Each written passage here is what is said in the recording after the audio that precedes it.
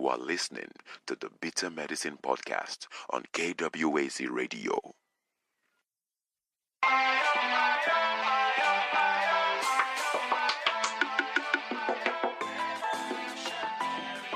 Welcome to the Bitter Medicine Podcast, where it's all about Black empowerment. Our show focuses on Black news and entertainment, arts, science, economics, history, people, and strategies that uplift, empower, and motivate Africans within the diaspora. And now, your host, whose favorite color is black, Goku.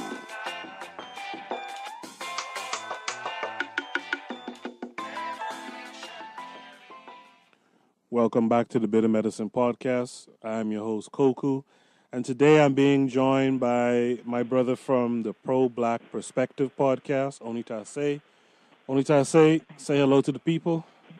Yeah, Motep. Yes, indeed. Today we want to discuss a recent New York Times article that discusses race and economic opportunity in the United States. Now, the article basically outlines shit that most black folks who are in the know already knew. But it still is an interesting study to look into, and I think it speaks a lot to the dynamics between black men and black women in relationships. But before before we have that discussion, I want to read an article.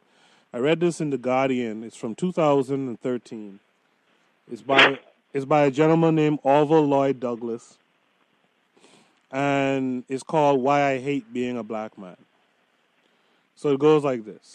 Every time I sit on a crowded streetcar, bus, or subway train in Toronto, I know I will have an empty seat next to me. It's like a broken record. Sometimes I don't mind having the extra space, but other times I feel awkward, uncomfortable, and annoyed. I know I have good hygiene, I dress appropriately, and I mind my own business. However, recently, I finally became cognizant of why people might fear being around me or in close proximity to me. I am a black male. Although Canadian society represents the facade of multiculturalism, the truth is Canada has a serious problem with the issue of race. I didn't realize it until my sister said to me, Orville, people are afraid of you. You are a 6-foot-tall black man with broad shoulders. My sister is right. People don't sit next to me on the streetcar, the subway, or on the bus because they are afraid. The issue of black self-hatred is something I am supposed to pretend does not exist. However, the great French psychiatrist Frantz Fanon wrote about this issue in his groundbreaking book, Black Skin, White Mask, in a chapter called The Lived Experience of the Black Man. According to Fanon, the black man is viewed in the third person, and he isn't seen as a three-dimensional human being. The black man internalizes the perspectives of white society, and his negative thoughts about blackness affect his psyche. In the chapter, Fanon discusses a white child calling him the N-word, and how he became cognizant of how he is different and viewed as someone people should fear. There is also a fear by some black people that discussing the issue of self-hatred is a sign of weakness. There is a discourse that black people engender, that black is beautiful, but the truth is, the image of blackness is ugly. At least it's perceived that way. There is nothing special or wonderful about being a black male. It is a life of misery and shame. The issue of black self-hatred is usually depicted from a female point of view. There are documentaries such as Dark Girls, which aired on Oprah's own network earlier this year, in which black women discuss their feelings of self-hatred for having dark skin. There are numerous books, articles, documentaries, and essays published by black female writers describing black self-hatred. Black women are not afraid to speak out about their self-loathing, yet for some reason, black men are silent about our own contempt for what we are. A lot of black men don't want to acknowledge the feelings of disgust we have for ourselves. It is considered emasculating to even admit the existence of such thoughts. I think my own self-hatred manifests from the exterior, from the outside world. It is born out of the despair and the unhappiness I see within a lot of young black men. I can honestly say I hate being a black male. Although black people live to wax poetic about loving their label, I hate being black, I just don't fit into a neat category of the stereotypical views people have of black men. In popular culture, black men are recognized in 3 areas: sports, crime, and entertainment. I hate rap music, I hate most sports, and I like listening to rock music such as PJ Harvey, Morrissey, and Tracy Chapman. I have nothing in common with the archetypes about the black male. There is so much negativity and criminal suspicion associated with being a black male in Toronto. Yet I don't have a criminal record, and I certainly don't associate with criminals. In fact, I abhor violence, and I resent being compared to young black males, or young people of any race, who are lazy, not disciplined, or delinquent. Usually when black male youths are discussed in Toronto, it is about something going wrong. Honestly, who would want to be black? Who would want people to be terrified of you and not want to sit next to you on public transportation? Who would want to have this dark skin, broad nose, large, thick lips, and wake up in the morning being despised by the rest of the world? A lot of the time I feel like my skin color is like my personal prison, something that I have no control over, for I am judged just because of the way I look. Not discussing the issue doesn't mean it is going to go away. In fact, by ignoring the issue, it simply lurks underneath the surface. I believe a dialogue about self-hatred should be brought to the fore in the public sphere so that some sort of healing and the development of true non-label-based pride can occur. Of course, I do not want to have these feelings, to have these dark thoughts about being a black man. However, I cannot deny that this is the way I feel. I don't want to be ashamed of being a black man. I just want to be treated as an individual based on the content of my character and not just based on the color of my skin. Oni Tase, what are your thoughts on that? Oh, man. Oh, man. Well, I mean, some parts of it are, that are legitimate, and that right there is partly, like, he represents why ideology is so important, Talk about and it. why a political education is so important. Mm-hmm. Because the reality is, like, as you are a scientist, you know that there's evidence and there's theory, Yes. and oftentimes theory can inform evidence, if you will. I mean, evidence is there, but the way how you interpret evidence can be based off of, your theoretical framework. Yes. Mm-hmm. So for instance, as a biologist, you would say, if you see if you see 2 animals that seem similar, you would try to look for evidence of, say, common lineage. Right. Whereas if you were not taking that perspective, you had an ideology of everything was put here, in 3000 BC or something, I don't know, right? Whatever year. You just think everything just came here just like that, no common heritage.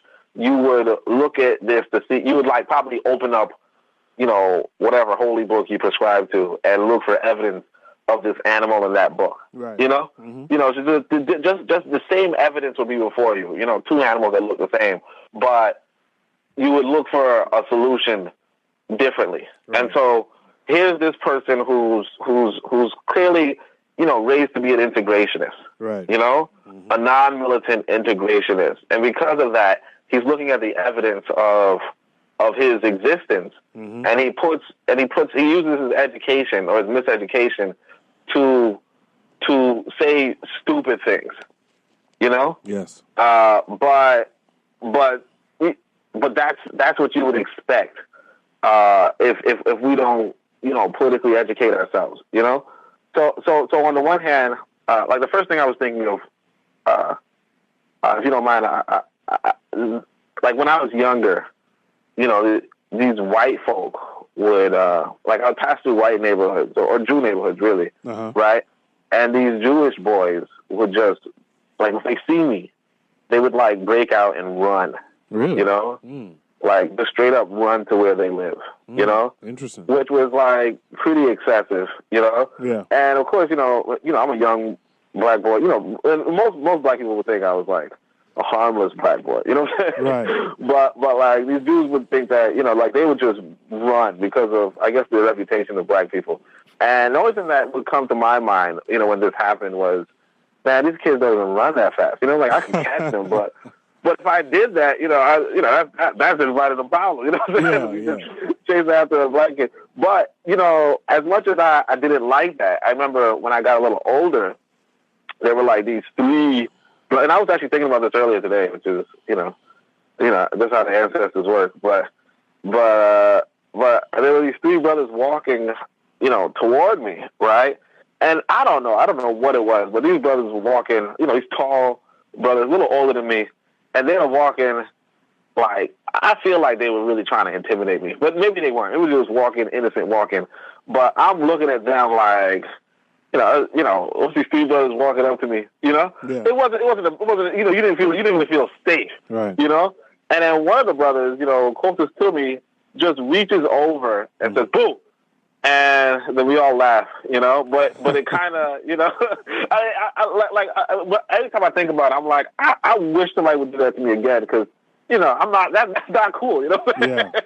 But it was kind of, in a sense, going along with what this brother was talking about, or the author was talking about black people, not being humanized, or black people being afraid of each other, or black people being socialized to be afraid of each other. Because even though I experienced, white kids running away from me, like literally running away from me, it doesn't mean that I'm not going to be intimidated by, just innocent black boys walking towards me.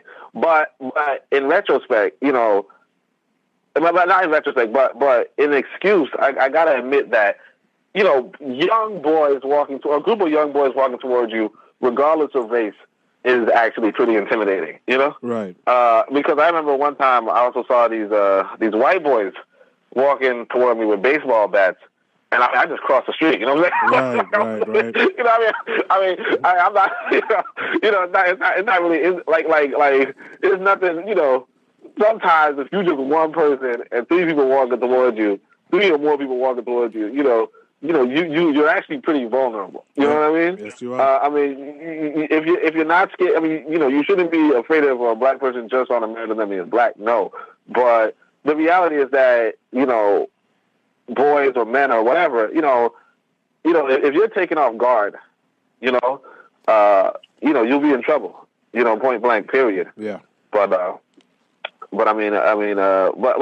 one thing I wanted to say. But what was you? I don't know if you want me to. Yeah. The sad thing is, I think this article that I just read connects with many black people. Mm-hmm. And I think many black people would agree with what he's saying here. And that's the sad thing, that we've been indoctrinated to believe this kind of shit, Mm-hmm. But it also was interesting because a lot of what this black man is saying is exactly why we have these problems with race and economic opportunity. So in the recent New York Times article, I think it was titled "Race and Economic Opportunity in the United States," it was a project, the Equality of Opportunity Project. They were looking at racial disparities in income and other outcomes that you see in the American society, particularly when you look at it from a black society versus white society, right? Well, just before you, before you go to the article, I think there was another point that he made. Okay. That was pretty bad. Well, I mean, 2 points that I think need commentary too. Okay. Go ahead. One was this idea that you want to, like, for instance, he says that he resents violence. You know? Yeah. And the reality is that that's like one of the worst things. Like that's like probably the favorite thing of the favorite thing that black people say that white people love to hear all the time. You know, yep. The fact that you would resent violence kind of suggests that if violence were done upon you, it kind of suggests that you're not even organizing to react to something violently.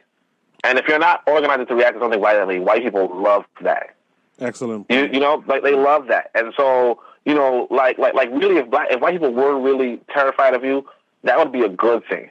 Yes. You know, and that's why it's like your mentality, you know, how you're being socialized is really fundamental. Because, like you said, a lot of black people would agree with this dude. You know, they would agree with this idea. Like I wouldn't be surprised if a white person wrote that. You know, True. Because it's just so good for white people to think that. You know, I mean, it's so good for white people to want, like, white people want black people to think that, resent violence, and don't aim to be terrified. You know, no, don't aim to terrify us. Yes. You know, yes. Don't make us be scared. You know, try to be, you know, placable. You know, placated. Try to make us feel comfortable. You know, try to keep us happy. You know. And that right there, you know, the integrationist model. Oh, I want to sit next to you.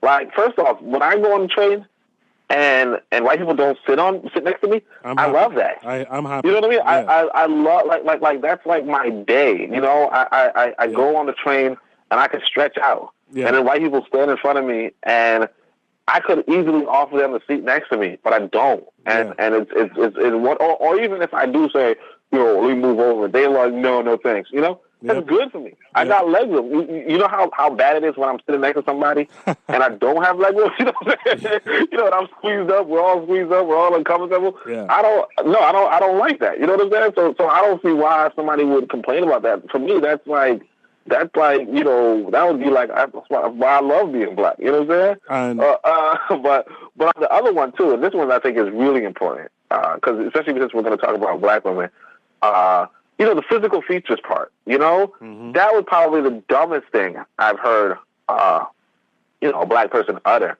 But it reminded me of a page from Carlos Cooks, the Carlos Cooks reader. So I put together the Carlos Cooks reader, and it has in it, one of the books is, you know, the Carlos Cooks book.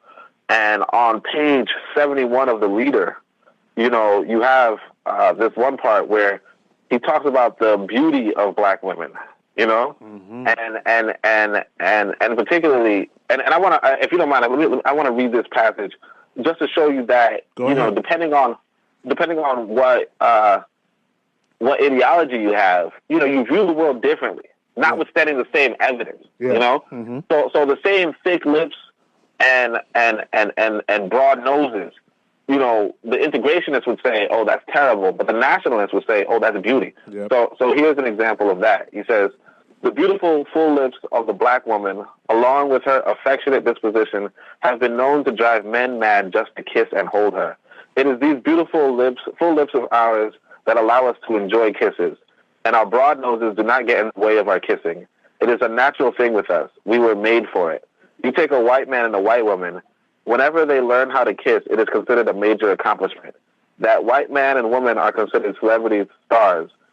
They get big salaries. They are filmed or appear on television. The great event, a white man kissing a white woman. It does take some ingenuity on their part with their big, long noses and lipless cave mouths. One has to turn his head a little to the left, and the other turn her head a little to the right in order for those noses not to clash. Once in the right position, they each close to each other until the two cave mouths meet.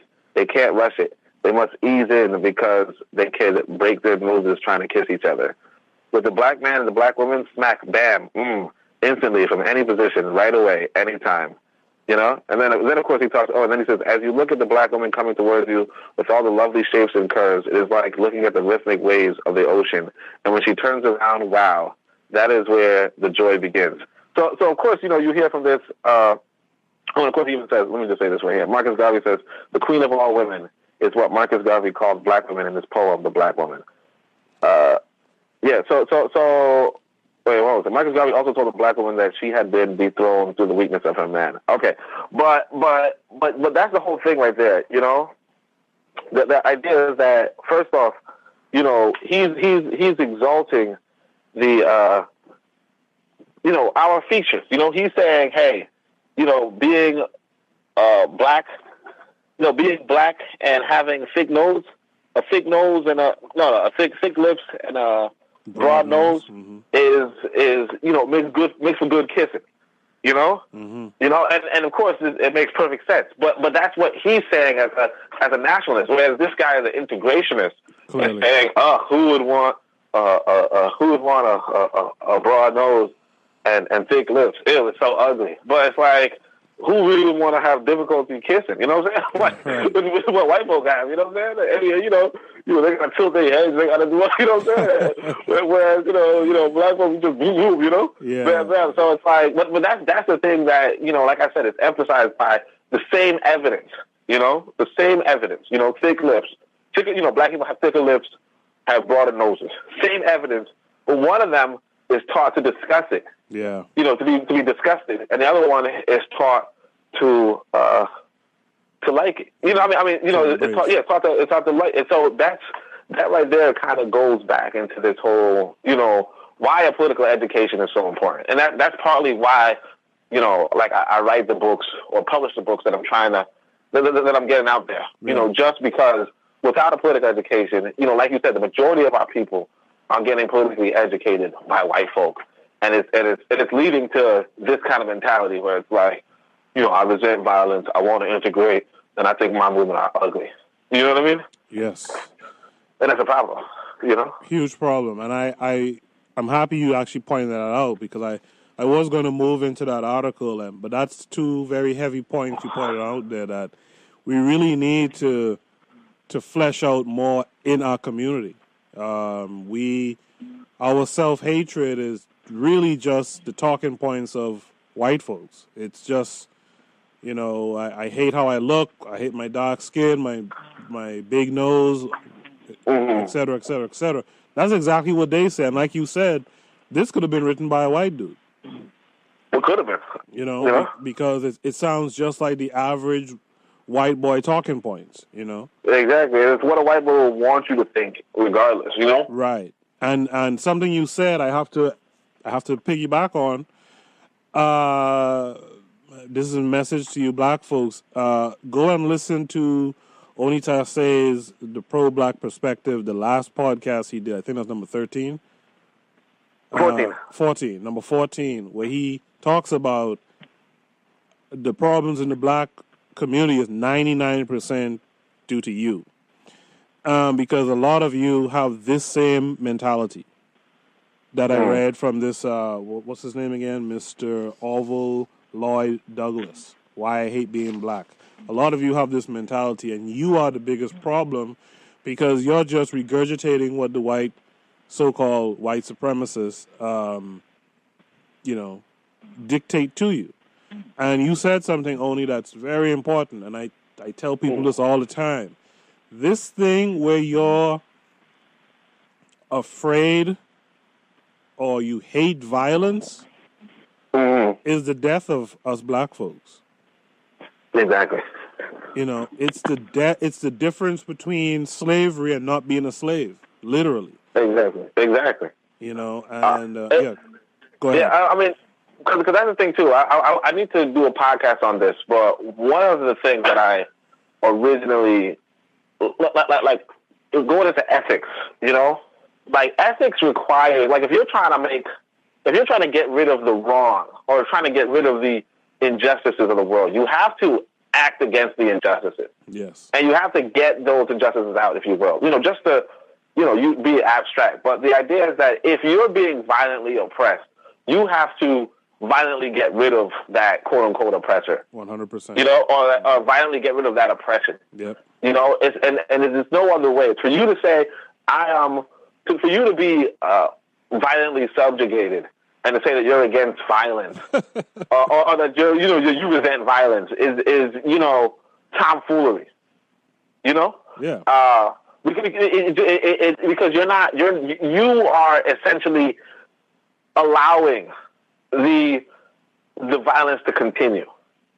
You know, the violence does not stop otherwise. Yeah. In fact, in the Pro-Black Compendium, I quote, Frederick Douglass, where he says, he's talking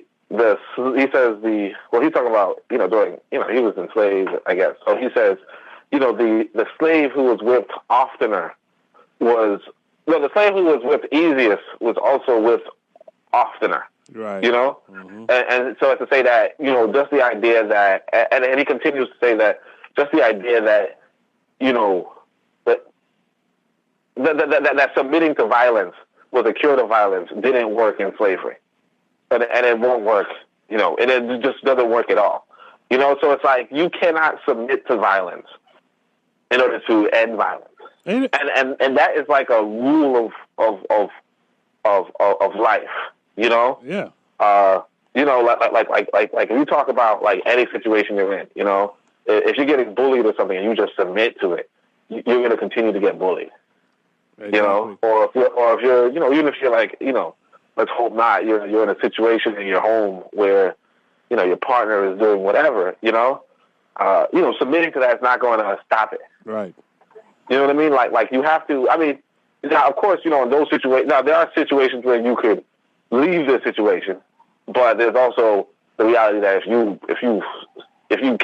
able to stand up, particularly, like if you're, like this guy's a black man, if you're able to stand up to these other men, then yes, stand up, Yeah. But by the way, the idea is that you have to do something, By the way, that was the thing when I learned about the civil rights movement when I was back home in the islands. When I learned about the civil rights movement, I learned Martin Luther King and them was talking about going out on a Monday morning, get your ass kicked, clean up, and go back Tuesday morning and get it kicked again. Yeah. And hope that your oppressor sees your suffering. That's not how the world works. Not at all. And I imagine there's a lot of people tuning out off of this podcast right now, and that's fine, because this podcast is probably not for you anyway. Because the notion, if someone's dominating you, they're going to continue dominating you. And they'll find new ways to dominate you too. Exactly. So I agree. This idea, and it was crazy. You said Frederick Douglass said that. Yeah. This is what he says. Right? He says the doctrine that submission to violence is the best cure for violence did not hold good as between slaves and overseers. He was whipped oftener who was whipped easiest. And about what year did he say that? I mean, I'm guessing he said it, during his abolition days, but that's it. He's from 100 years ago, Decades before MLK and them, Frederick Douglass told you that submitting to violence is stupid. Exactly. And yet, MLK and them did that in the 60s, and some of you Negroes out here are still looking to do the same thing today. I saw a tweet from you recently, because recently there's been these bombings in, I think it's Texas. And I saw a tweet and I had to shake my head in agreement. You said something along the lines of, there's a guy, most likely white, bombing black folks, and you black folks aren't organizing to do an investigation of your own to find the guy who's bombing you. So what black folks essentially was doing was allowing the violence to happen until Whitey goes and finds the person. Exactly. I mean, how dumb can you be? You know? And now they said the guy blew himself up. We don't know if that's true. No, the dude's on a yacht right now. You know Yeah, somewhere chilling. He's somewhere chilling right now. He's getting handshakes and trophies. Yeah, high fives. You know what I'm saying? Yeah. you know, how'd you do that? You know, they're telling him about he's as dead as the Nazi scientists after World War II. You know what I'm saying? Right. They just go up and America just recruited them to figure out how they do what they did. You know what I'm saying? Yeah. He's somewhere in Venezuela right now. Exactly. He's building more bombs. Don't you worry. You get a package in the mail soon. You know what I'm saying? Yeah. And meanwhile, black folks are just reacting to everything. Always. Always. They don't demand to see the body. They don't demand to see the explosion. They don't demand to see the videos. Nothing. All the police. All the police cams. All the body cams. Should have showed you somebody's house exploded. Yeah. As police approach, but you don't see nothing. You know what I'm saying? Nothing. They just tell you, and you're like, okay. Yeah, exactly. It must be true. Yeah, exactly. But you get a package in the mail, and they won't report it. You know what I'm saying? Right. They'll stop reporting it. You know what I'm saying? Yeah, I mean, So thank you for bringing up those 2 points about that article, and I think you can see where that article ties into the real article for which we're here to discuss, right? Mm-hmm. Yeah. In the article that I'm talking about, it's called Race and Economic Opportunity in the United States. And essentially it's talking about the racial disparities that you see in income and outcomes between black folks and white folks. And they had 7 findings. I'm gonna read off the first finding, all right? All right. Finding number 1, Hispanic Americans are moving up in the income distribution across generations, while black Americans and American Indians are not. I thought it interesting that all of a sudden they threw American Indians into this thing. Yeah, right? But I thought it was Hispanic Americans. Yeah, it was kind of random, which made me start to think about some of the claims we always hear in the conscious community about the Native Americans having been black and stuff like that, right? Okay. But yeah, Hispanic Americans are moving up in the income distribution across generations. Why do you think that is? Hispanic moving up? Yeah. Oh, why would Hispanic? Well, that's the thing too. That is white people moving Hispanics up. Well, my thing is that white people are practicing a nationalism. Mm-hmm. They are practicing a nationalism, and what that nationalism requires is,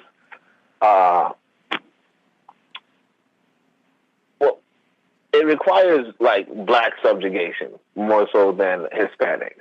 And I don't necessarily know the numbers of Hispanics, if you will, or Latinos or whatever you call them, but my understanding is that white, they're coming into the majority, right? Yeah. Not the majority, but they're coming into being essentially white numbers are dwindling. Right. Mm-hmm. What happened, historically, if you will, is that white people prefer. How do you say this? Let's say historically, right? You have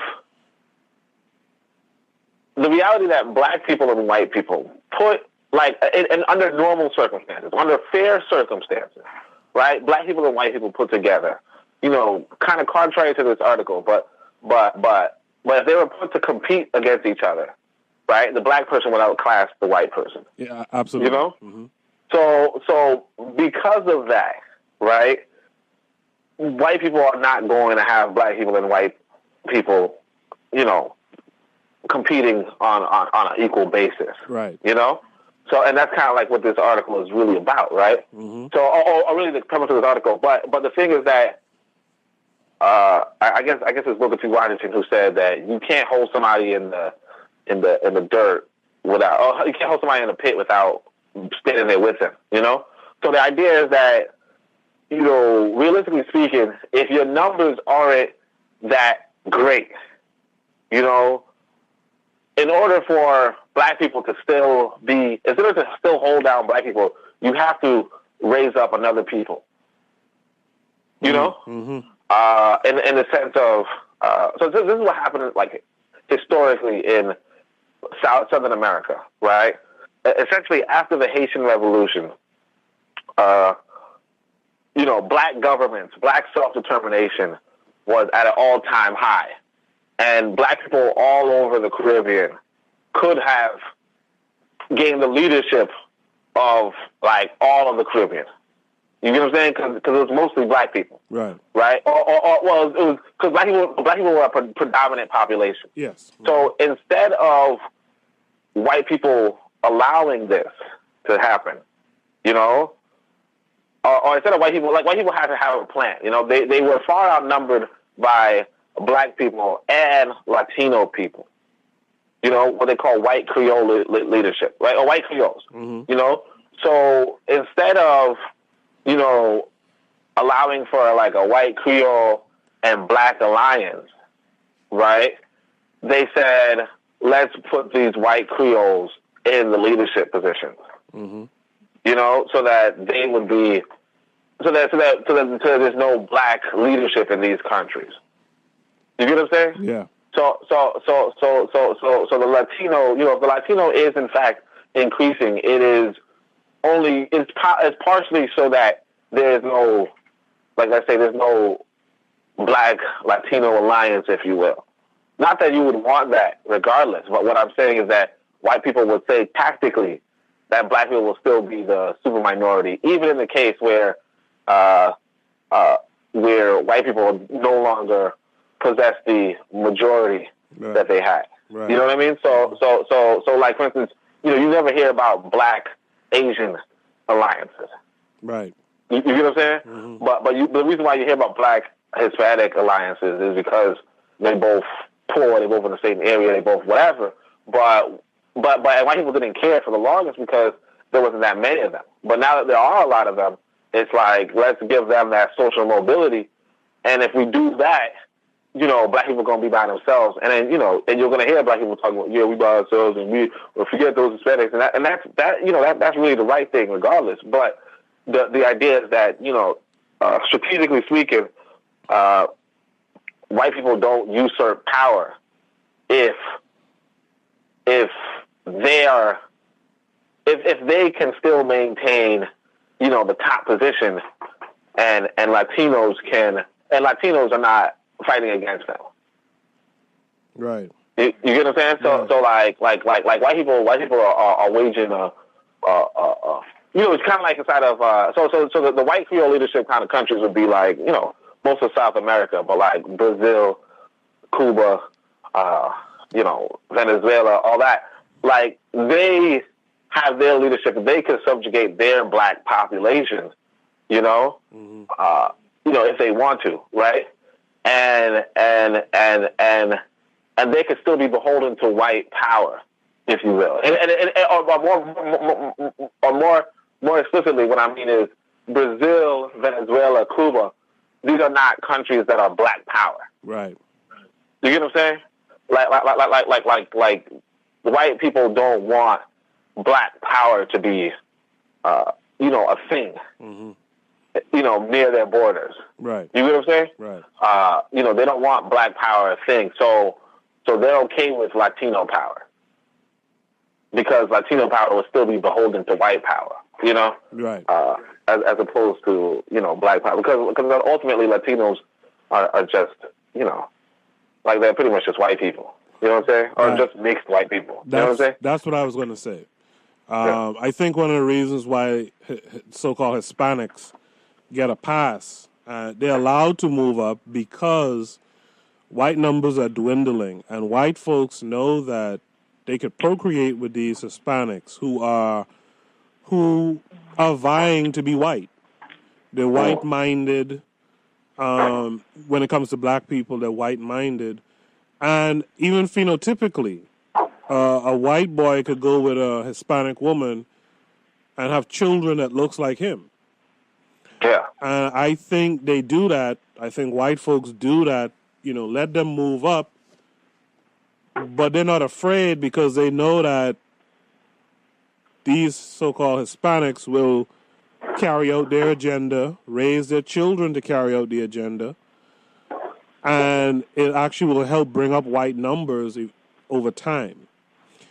So I think that's why you see so-called Hispanic Americans moving up, because white folks are beckoning them to come up, to be white, to shit on black people, And we see a lot of these, exactly. A lot of these Latino countries, they purposely underwent whiteization, as to say that they imported Europeans, under the pretext of, hey, get us lighter. You know what I mean? Mm-hmm. So it's like they're just extra people to increase because the thing is that white people, particularly the rich white people, when we look at the charts in the article, 90% of the top 1%, if you will, are white people. Right. Do you get what I'm saying? Mm-hmm.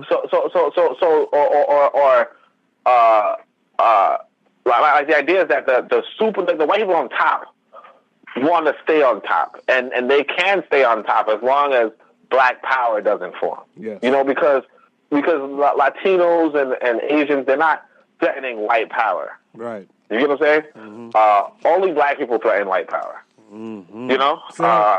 Say that one more time. Yeah, only black people threaten white power. You know what I'm saying? Yes, and that's like, at the end of the day, what it boils down to. This reality that, like I put in my literature, there's a black-white war, and to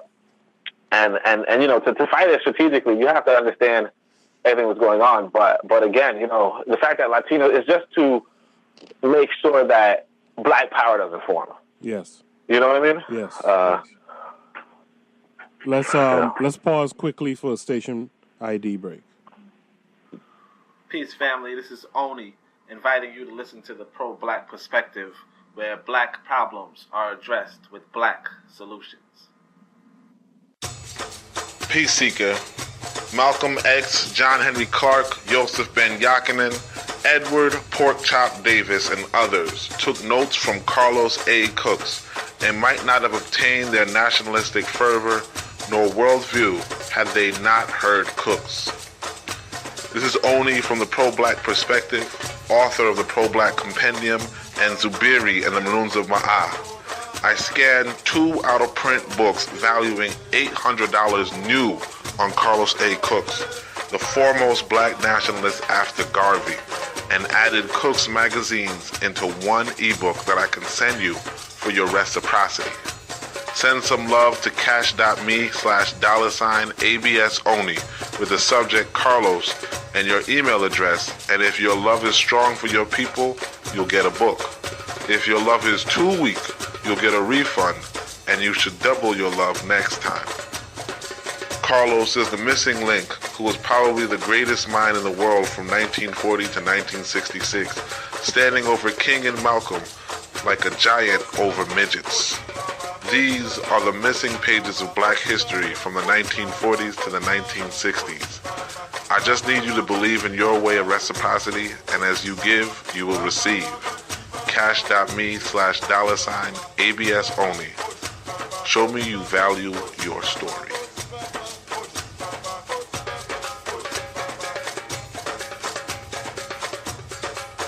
You are listening to the Bitter Medicine Podcast on KWAZ Radio. Welcome back to the Bitter Medicine Podcast. My guest today is Oni Tase from the Pro-Black Perspective Podcast on KWAZ Radio.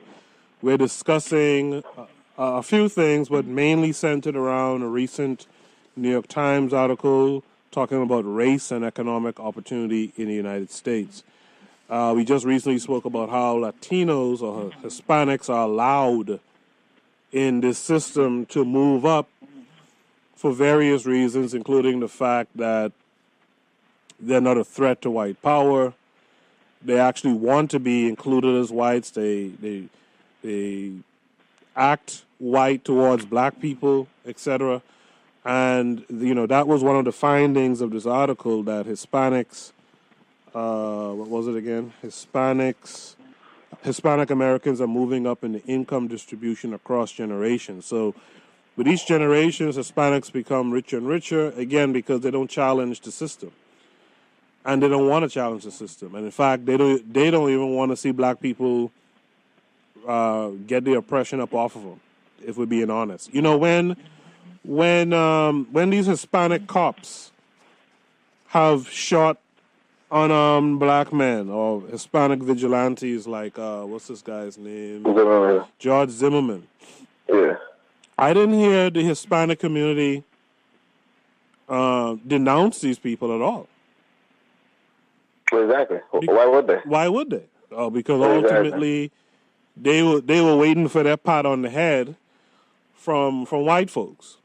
And for all we know, it was them trying to show their loyalty. Excellent point. Excellent. Because as far as I understand, they did vote in, America's current president. You know what I mean? Yeah. As far as I understand, if I recall correctly, so they're probably saying during the Obama years, "Hey, look, we're gonna, protect our son. We're gonna kill one of these Negroes, protect our son. Yeah, and we got you. You know what I'm saying? Right. We got you and your agenda. It sounds farcical, but the whole idea is, what is that about? Yeah. Yeah. So, like I said, there were 7 findings. I read off the first finding. You want to read off the second finding? Oh, well, I thought that the first finding had another interesting point in it, too. Oh, okay, go ahead. Oh, yeah, which you said, like you said, why you asked why are Hispanics moving up, but like, another question is why are Black Americans not? And I thought that was like for that point, I was thinking, going back to this, like I said, this Carlos A. Cook's reader that I have, he puts in an article written by somebody, discussing, what was going on in Algeria at the time, and he was saying, and basically what they're describing in Algeria was basically, common imperialism, common capitalism, and basically how, the imperialist agenda is to go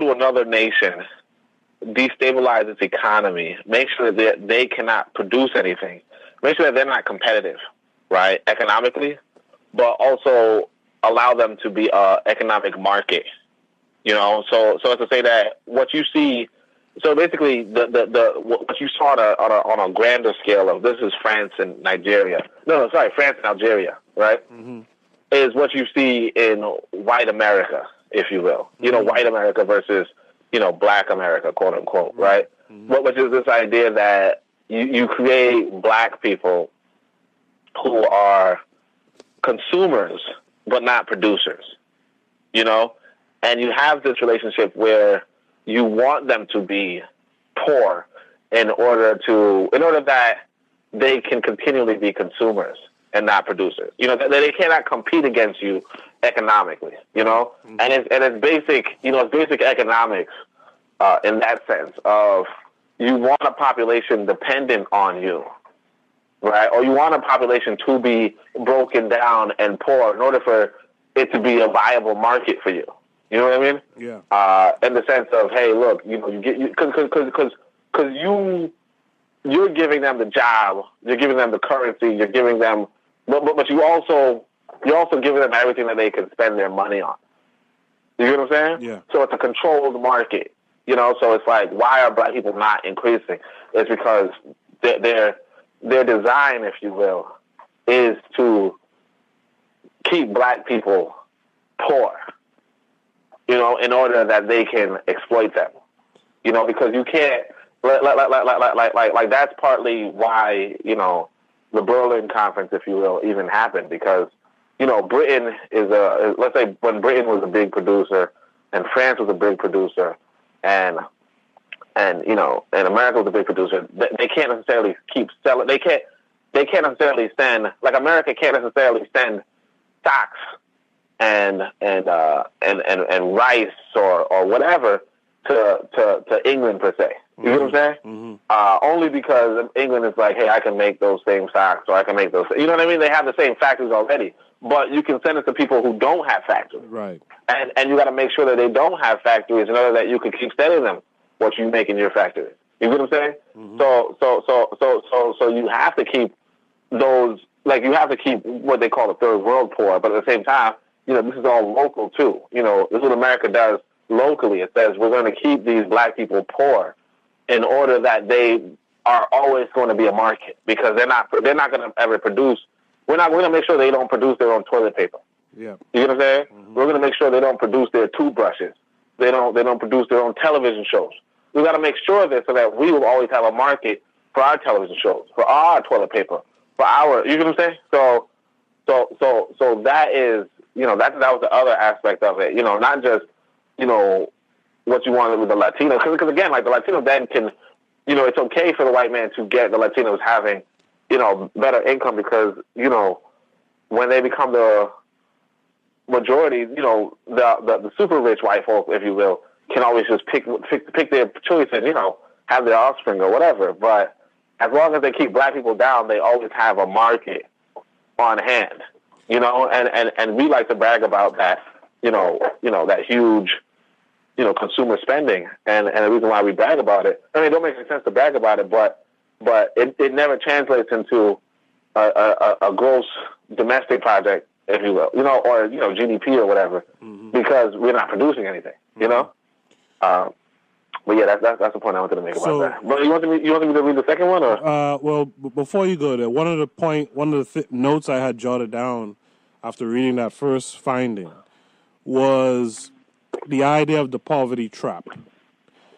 You just kind of touched on it. The poverty trap is to always have you as a consumer, right? Yeah. So you never have the capital. So for those who don't know, the poverty trap is just a mechanism which makes it difficult for people to escape poverty. So to escape poverty, you have to have a lot of capital, a lot of wealth, you know, property, money, that kind of thing, or you know, mm-hmm. instruments that create wealth. And if you're a consumer, exclusively a consumer, you'll never have the capital it mm-hmm. requires to escape poverty, right? So another thing that they kind of talked about in the article too, to escape the poverty trap, you have to have help. Now, help is a very tricky thing for that, in my opinion, for the black community, because help tends to be these welfare type programs, right? And I find these welfare programs to be more hurtful than helpful. A lot of people don't recognize that with welfare, first of all, welfare is really meant to be temporary, right? But it has low benefits, you know, it reduces your purchasing power, et cetera, et cetera. It leads to you being kind of cheats and liars in order to survive. But ultimately, it's about that dependence, right?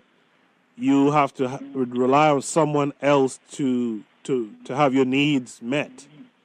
And it doesn't incentivize you to do much. So when you only mention why are blacks, why is it that they stay in the same place? Mm-hmm. A part of it, to me, it has to do with this concept of, you know, these welfare type programs, this dependency, this being consumers and not producers type thing. You know, like what you were just talking about.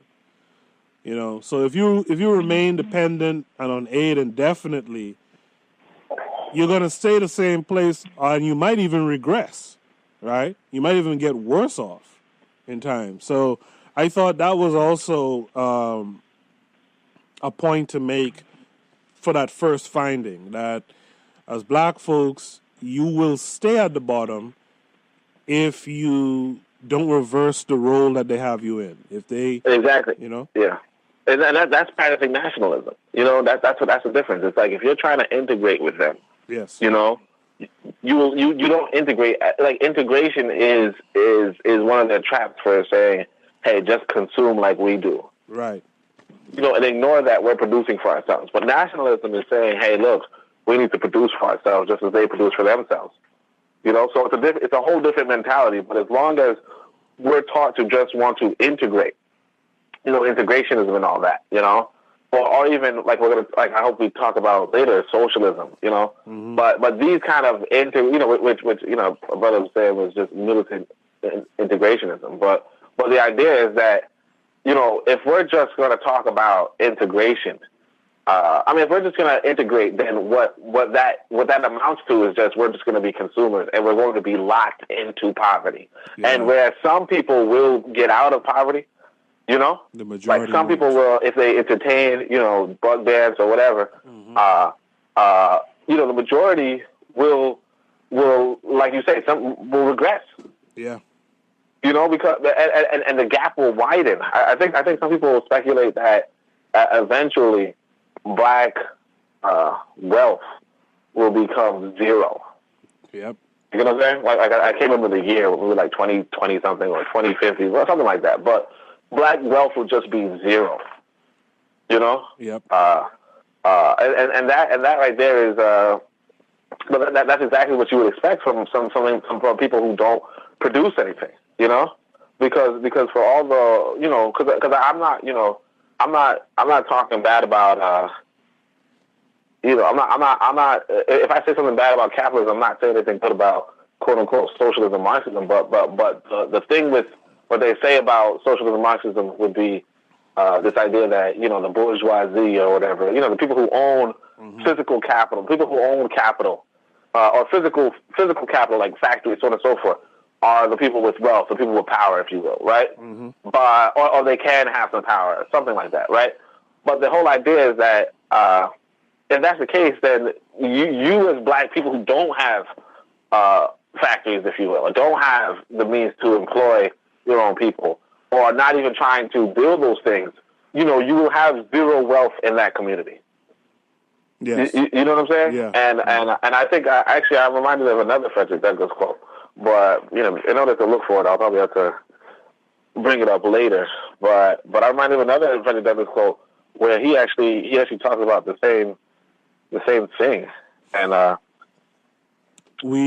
think I was in an event a few weeks ago, and once again it was black folks talking about something that I used to believe when I was a religious youth, right?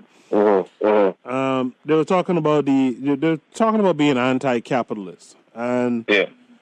And I mentioned to a sister who was at the event sometime afterwards, I mentioned to her that the thing about black folks is we turn away from capitalism because we've been taught that money is the root of all evil and stuff like that, right? But I told her, I used the analogy, I said, if we're playing a basketball game, the white boys versus the black guys, right? And the white boys are whooping our ass in basketball. It makes no sense for us to then start playing soccer on the basketball court. A lot of black folks, they talk about socialism and communism as the way for us and this, that, and the other. But to me, that's just turning tail from getting your ass whooped and trying to find some alternative. Well, yeah, and not just that, but it's also like since we're going to talk about it, it's also a misunderstanding of like essentially my view is this, that Marx, if you will, quote unquote Karl Marx or whatever, I think what happens is that you miss the racial component when the racial component is very important, and we're going to see that in this article, right? But the racial component is very important, and if you just look at it from a class argument, you can't take the race out of it, right? So what happens is that Karl Marx is a white boy looking at white society, and he doesn't factor in that white people are just vicious savages. Right. So when he talks about the capitalists and these powerful white, private white citizens, right? He's saying, hey, these private white citizens are really vicious people, right? And then what he does is he does some mental magic on on the person reading, in the sense of he says, okay, because they are wealthy people and they are savage people, therefore the wealth is what makes them so savage.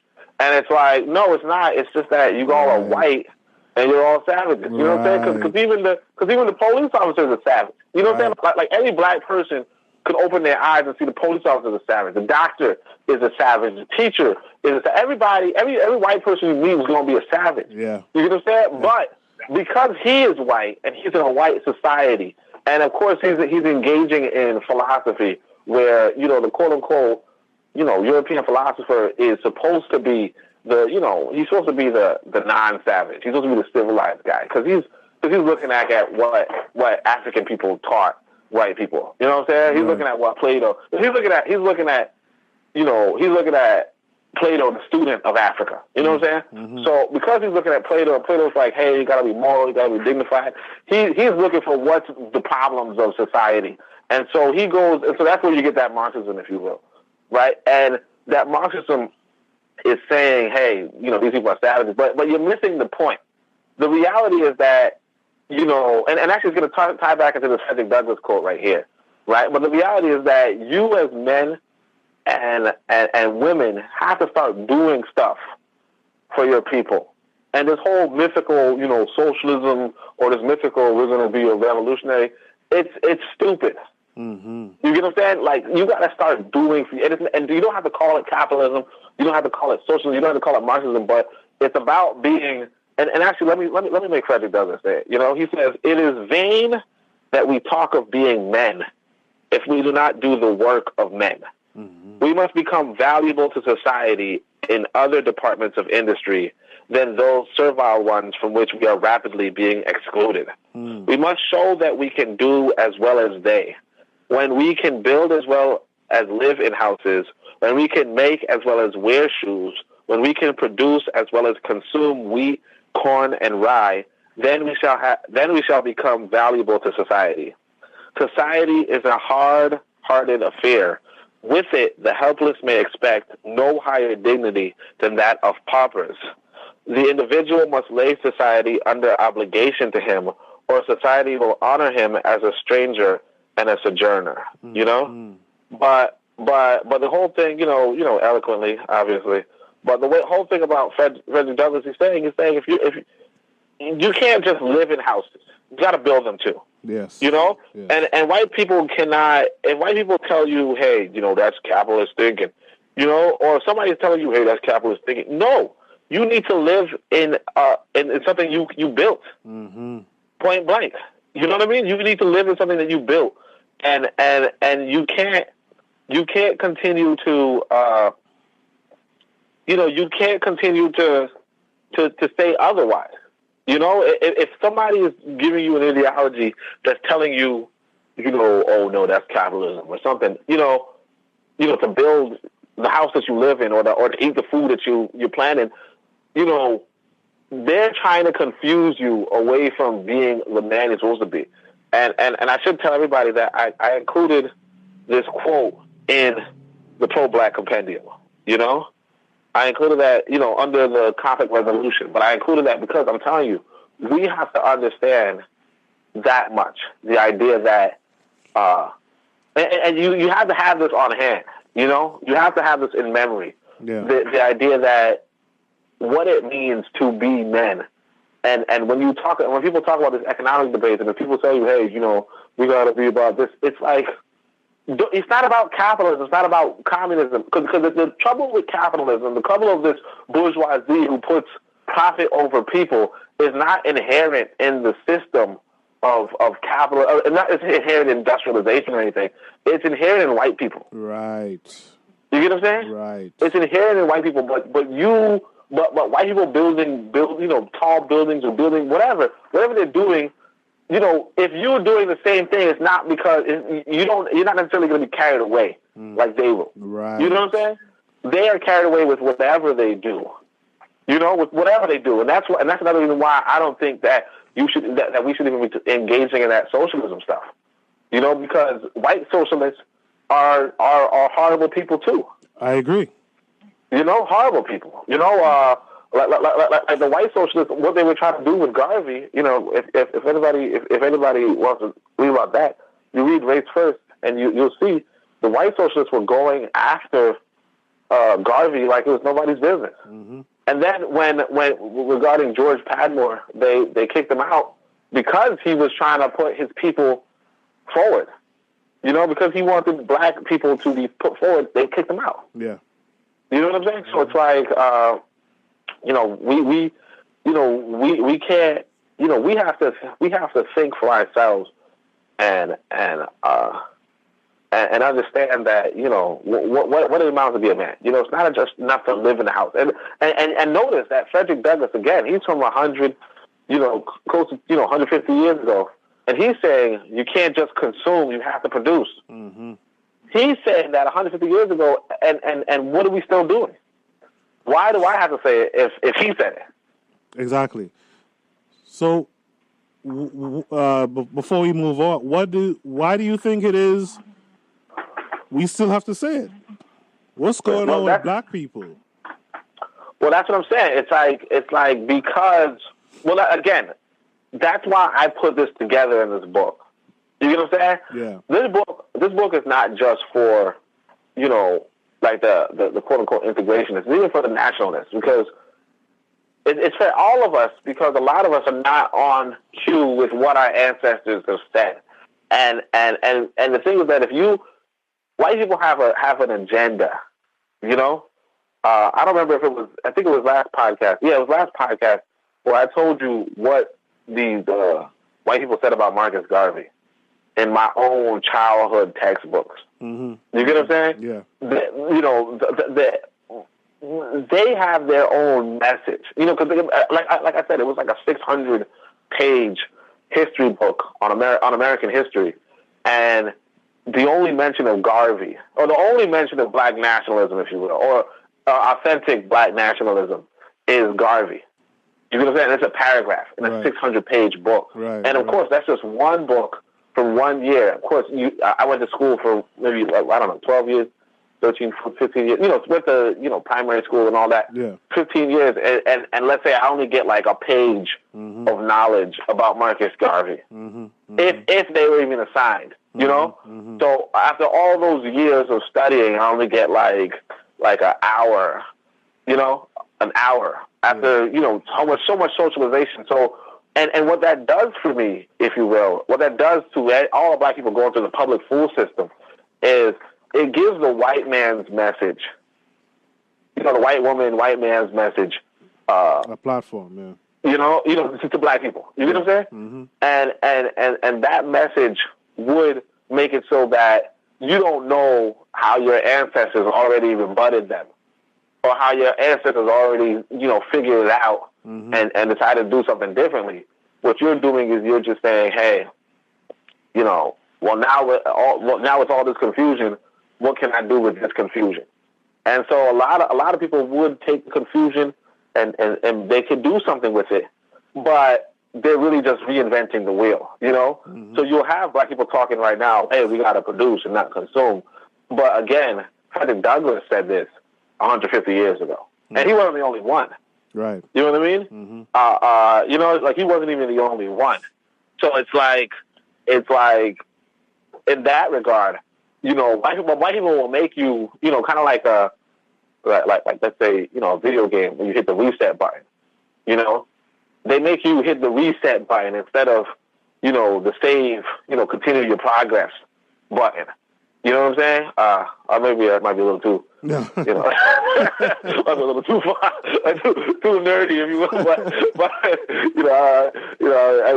no one's gonna believe me now when I say I don't like nerds, right? I say I don't like nerds, and then you're like, wait, what? I don't know, that sounds a little nerdy right now. But I'm just saying, it makes you so that you start from level 1 instead of level 20 or something. You know what I'm saying? All right, I'll stop with that. But you get what I'm saying, right? Yes, I get. Okay, all right. You about to be like, dork. I said it, but you just didn't hear me say it. So let's go on to finding number 2. Can you read that for the audience? Yeah. All right. Let's see. All right. So finding number 2. it says, the black-white income gap is entirely driven by differences in men's, not women's, outcomes. I found this one to be interesting.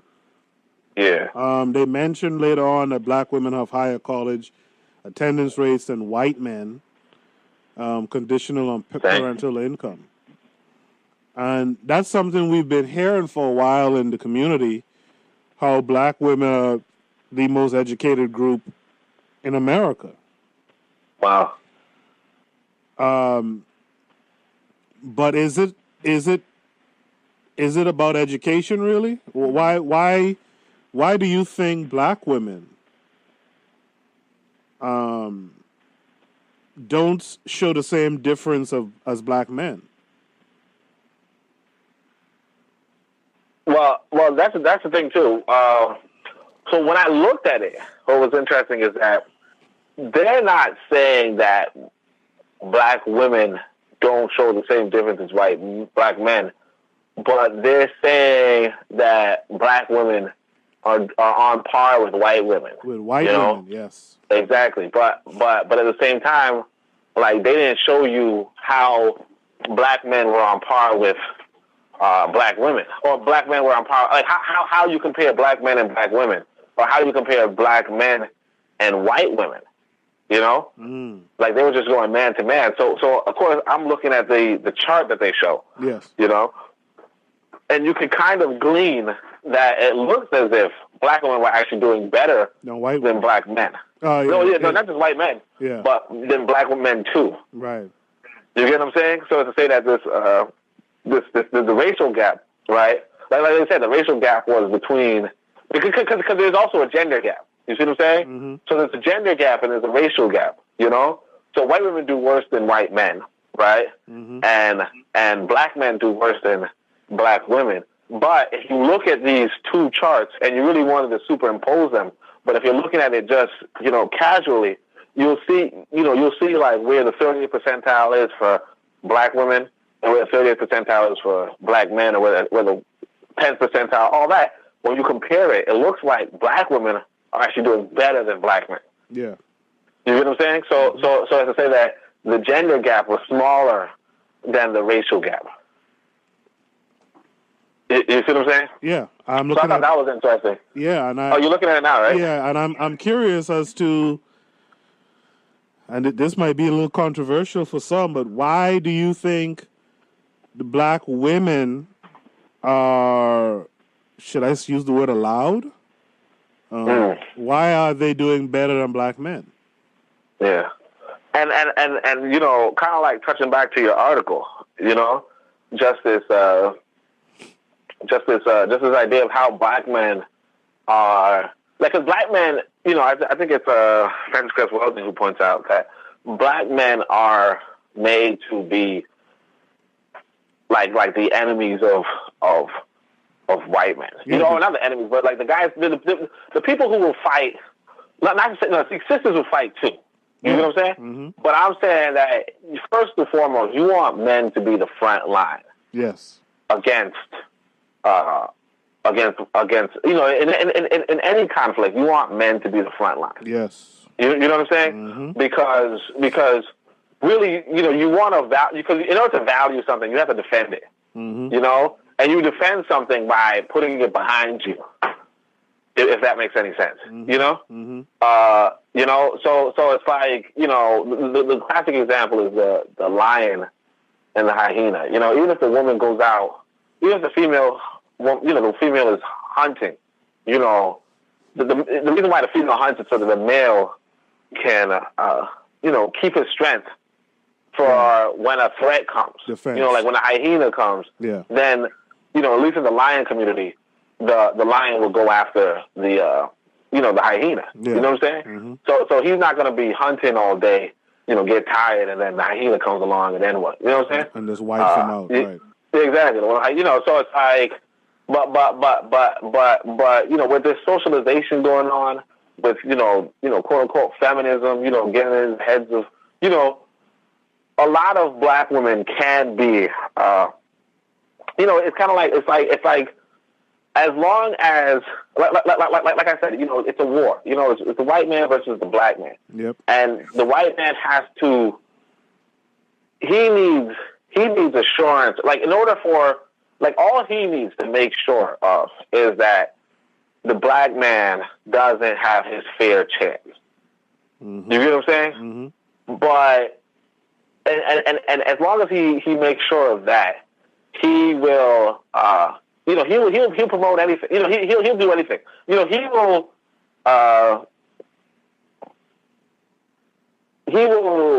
You know, he will allow anything. But of course, I should say this too, that even though the black woman is seen as doing, you know, she's doing any better than the black man.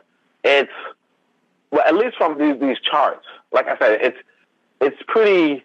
It's not too distinguishable. You know what I'm saying? Yeah. In that sense, like it's not like a huge difference. Like, it's not a huge gap between the two. Right. Now, it might become a huge gap, but what you see from this chart, at least, is that black men and black women are pretty much on par, and the black woman just edges him out. Yes. You know. Mm-hmm. So it would be a little unfair to be like, oh well, you know, she's, you know, because like other groups are really, like, you know ahead. You know what I'm saying? Like the Asian is ahead. Right. The Latino is getting ahead. You know. Mm-hmm. But like, it looks like this white man is just keeping the black woman and the black man down. But he's particularly but him keeping the black man down is like really the instrument. So and the black woman that he would raise, if he were to raise anyone, would be the black woman who was co-opted, integrated, so on and so forth. Just like he would only raise the black man who was co-opted and integrated. You know what I'm saying? Right. You know, but it all comes back to, like, strategy, if you will. You know? Right. Like, it comes back to strategy, but at the same time, it's like, you know, it would behoove us to say that, you know, like the black woman's not really too much ahead, but she could become ahead. But and the reason why she would go ahead is only because, you know, like the white man, the way how he sees it is the struggle is between men. Right. You know, and if he would do any dirty trick to make sure that the men are kept down. And that's that's the point I was trying to get to. I was trying to unpackage it to that point, and I want I want our female listeners to hear that and to understand that point. That you have to understand that it's a war. You have to understand that really, in the white man's eye, the war is with the black man. So he's going to play dirty pool. He's going to, not by much, but he's going to promote black women over black men to destabilize the relationship between black men and black women. Exactly. Essentially destabilize the black community, right? Exactly. Because now your women feel like you're a loser, right? Because that's the first thing you hear from, like, swirlers and stuff like that. They think exactly. They think, oh well, since y'all talking about the the white man does this and that, maybe I should go over there and check him out instead. I've actually heard those words said, right? So we gotta. That's what I want to unpack there. We have to understand, ladies. It's a war, number one, and number two, it's not fought fair. Exactly. And if you're not careful, you're going to be used. Exactly. Right. Go ahead. Yeah. No. Yeah. Exactly. Because like you're saying, you know, the one thing you would get clearly from this is because that's another thing too. Because now the black woman is placed. Because this is the thing too. Black women outshone, like, edged out white women too. Yes. You see what I'm saying? Mm-hmm. And that is you know, like, fundamental. You know, because what that does is that puts black women as the best woman. Yes. Or at least in the black-white paradigm. Yes. You know? Mm-hmm. So that puts her as a top woman, right? And then in the when you look at the men, you know, the white man puts himself leagues above. Yes. The black man. Mm-hmm. So like you said with the swirling thing, it it stands to reason, at least in a black woman's mentality, that that's the man. You get what I'm saying? Or even if you look at it in the sense of, hey, the black woman edges out the black man. You know, like you said, in a domestic situation, you know, how does that operate? You know, mm-hmm. How does she feel? You know, like it's different when, like, let's say, you know, you're on a date. It's different if, you know, you're on a date and, you know, you expect is the man to, you know, pay the thing. But if you're making more than him, you know, is the expectation still there? You get what I'm saying? Yeah. And then she goes into, and it's not just that, but it could also be, you know, whatever. You want to go on a cruise, you want to whatever your income level is. The idea is that if the two of you are more on par, right, you're not getting the quote unquote princess treatment that you are socialized to want. Mm. You know, there's this book that I recommend in the compendium called Pieces of a Puzzle. You know, the one thing that black women will not talk about. You know, and it talks about interracial relationships and how, and you know, the sister wrote this maybe 20 years ago, and she's talking about how a lot of sisters, you know, especially during that time, like interracial relationships, a lot of sisters have interracial relationships with white men and don't talk about it. Right. You know? Mm-hmm. But I mean, now it's pretty much mile and open. But, you know, but black women still don't talk about what goes on, you know? And there are a lot of interesting things. And actually, when you read the Carlos Cook's book, he talks about how let's say, well, let's be family friendly. Let me not talk about it. but you know, basically, white men are cunning linguists, you know. But anyway, that's their language, huh? That's their language, huh? Yeah, exactly. That's their language. You know, like that's what they do. As you know, brothers like to, you know, right. You know, get down and dirty, right? You know what I'm saying? Right. But anyway, but the whole idea is that. You know, that's why white people love that stuff. Partly because it confuses them. It confuses the women, right? Yeah. But the thing too is that, you know, they have these secret relationships, and part of that, those secret relationships, you know, is like the whole superiority, the whole victimization, all of that is there. Like white men aim to have sexual access to black people. Mm-hmm. You get what I'm saying? Because black women, like white men, really, like everybody knows that black people are just the best in the bedroom. Mm-hmm. You get what I'm saying? Right. So, but in order to get that, you know, you have to do something as a like white people want that sexual access to black people. Right. You get what I'm saying? And all this kind of ties into that. But of course, again, it's like a unknown secret that when you get into these situations, like white people want black people because of their childlike mentalities, if you will. Mm. You know, and a lot of times what they do with black people is they just push them to doing things that are, you know, that you know, we don't really do. Yes. You know what I'm saying? Mm-hmm. But black people don't talk about this, and so again, it's like, you know, I'm telling people, read Pieces of a Puzzle if you want to see more insight into this kind of situation. But the idea is that, you know, a lot of this is to make black women sexually available. Yes. You know, a lot of society is built around this idea of making, you know, not just black men too, you know, but here, right here, you know, what you see with this particular, you know, black women doing better than black men, it's designed to make the black woman sexually available. Because one thing that we don't know as black people is just how valuable we are, you know, let's say sexually, right. You know, and that's not like our whole value per se, but it's just part of the whole package, right? You know, that realistically speaking, you know, just as much as everybody loves the black man in bed, so to speak. Everybody loves the black woman in bed. You know what I'm saying? Yes. But the thing is that, you know, nobody really talks about it. But black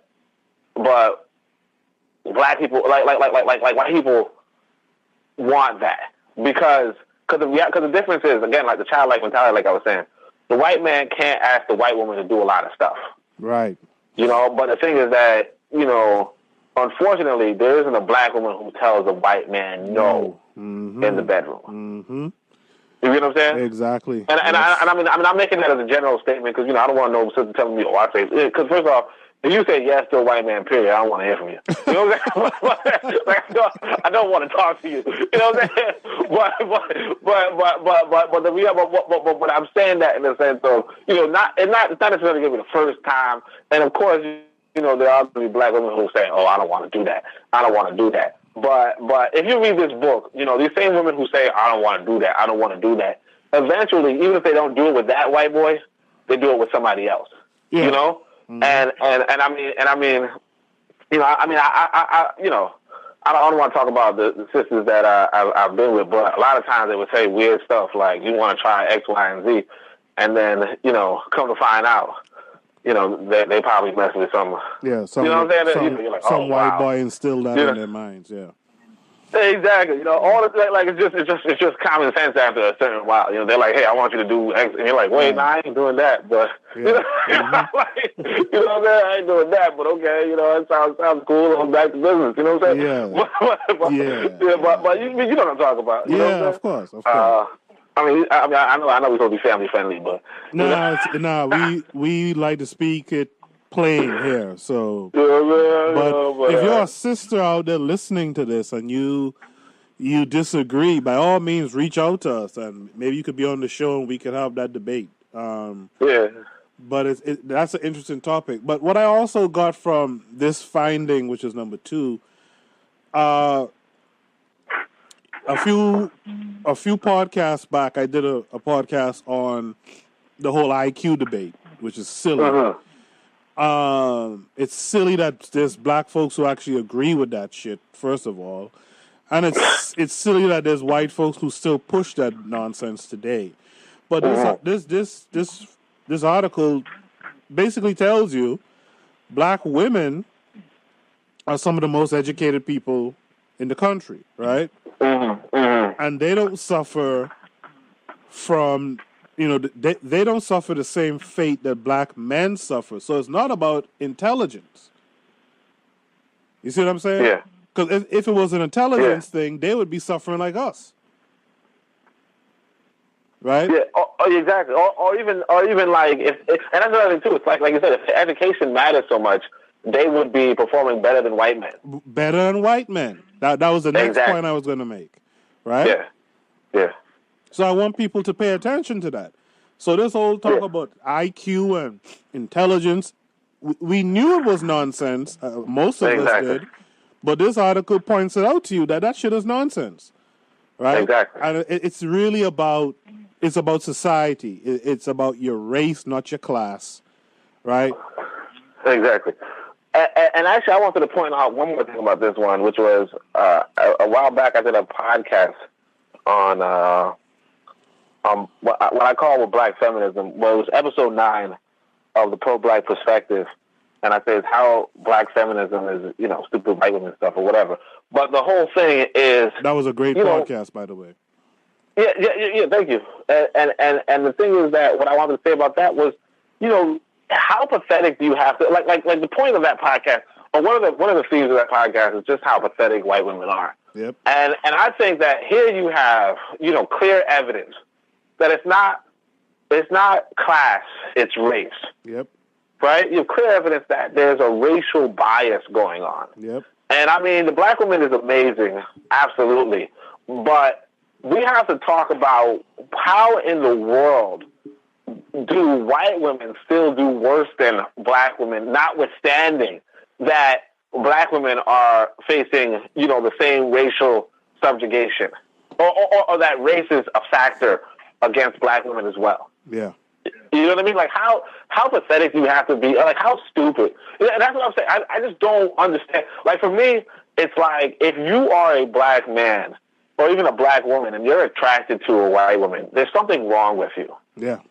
You know what I mean? There's something wrong with you because I mean I think that there's something terrible about a white woman a black woman seeking a white man.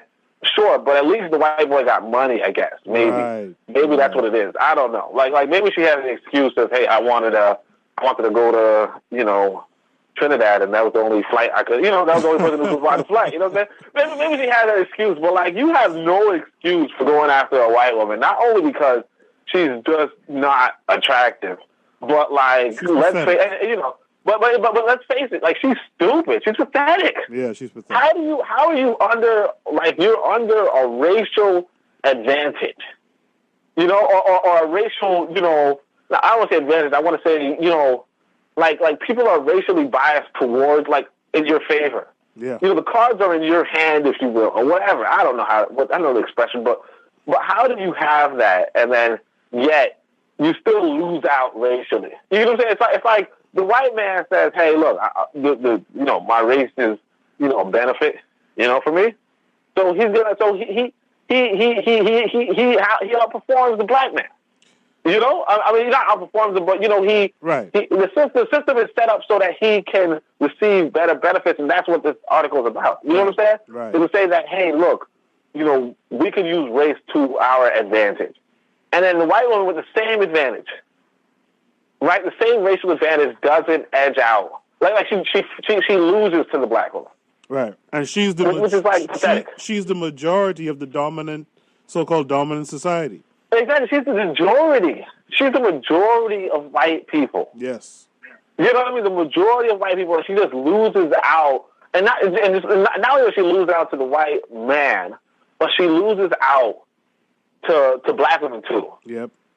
And it's like it's just like how pathetic does she have? Like if you're a black man who likes white women or a black woman who likes white women, you have a problem. Kill yourself. No, I'm just kidding. I wasn't gonna say that. I mean, what I'm saying? All right, kill the black self-hatred in yourself. I'll say that. That's a nice way to put it. That's the way to say kill yourself, right? No, but I mean, or you can kill the guy. No, whatever. Let's not say anything. But I'm just saying, come on, you ain't got no excuse, Like the black woman is just better. Point blank. And every, and I'm not saying the black man is not better than the white man. I'm just saying, because he is. Yeah. But I'm just saying that, really, when it comes to the black woman, you ain't got no excuses. I mean, you can make up an excuse in your head for the white man. You could, you say money or something, but you can't make any excuse with the black woman. But you know what it brings? You shouldn't make an excuse. But right. But it brings to mind, and I was telling someone this earlier this year that the European way of chivalry, right, was always based on the notion that their women were like children. All of that shit where they pulled out a chair for them to sit down before they could eat. All that shit where you throw your cloak down over a puddle of water so that they could step over it or whatever. It was all based on the white man looking at their women almost like children, like inferior beings to them. Yeah. And so we see that, but we get to see it. Like if you're a white woman, man. I mean, the fact that they list white women as minorities is just fucking crazy. That's the audacity, man. The audacity, right? And they give them all these benefits and shit like that. It's just crazy.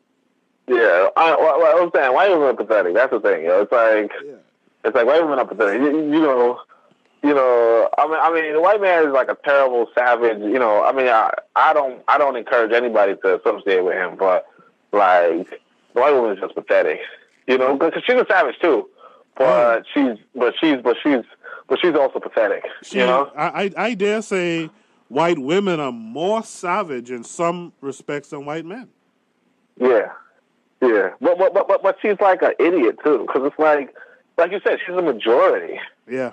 You know what I'm saying? Like, how are you the majority, you know, and you're just so powerless, you know? Like, you have no, like, and you contributed nothing. Nothing. You know, pretty much, like, virtually nothing to anything. Why people hate you, and for good reason. You know what I'm saying? Yeah. But like I said, you know, I did say that in the podcast, so, you know. But I like I said, you guys, it was episode 9, you know? Yeah, go and check that out. Yeah. Anything else you want to say about finding number 2? No, that's it. I think that was it, right? So, yeah. Finding number 3, actually, let's take a quick station ID, and I'll read off finding number 3 on the other side. You are listening to the Bitter Medicine Podcast on KWAZ Radio. Peace, family. This is Oni, inviting you to listen to the Pro-Black Perspective, where black problems are addressed with black solutions. Peace Seeker. Malcolm X, John Henry Clark, Joseph Ben Yakinen, Edward Porkchop Davis, and others took notes from Carlos A. Cooks and might not have obtained their nationalistic fervor nor worldview had they not heard Cooks. This is Oni from the Pro-Black Perspective, author of the Pro-Black Compendium and Zuberi and the Maroons of Maa. I scanned 2 out-of-print books valuing $800 new on Carlos A. Cooks, the foremost black nationalist after Garvey, and added Cooks magazines into one ebook that I can send you for your reciprocity. Send some love to cash.me/$ABSONI with the subject Carlos and your email address, and if your love is strong for your people, you'll get a book. If your love is too weak, you'll get a refund, and you should double your love next time. Carlos is the missing link, who was probably the greatest mind in the world from 1940 to 1966, standing over King and Malcolm like a giant over midgets. These are the missing pages of black history from the 1940s to the 1960s. I just need you to believe in your way of reciprocity, and as you give, you will receive. Cash.me/$ABSONI. Show me you value your story.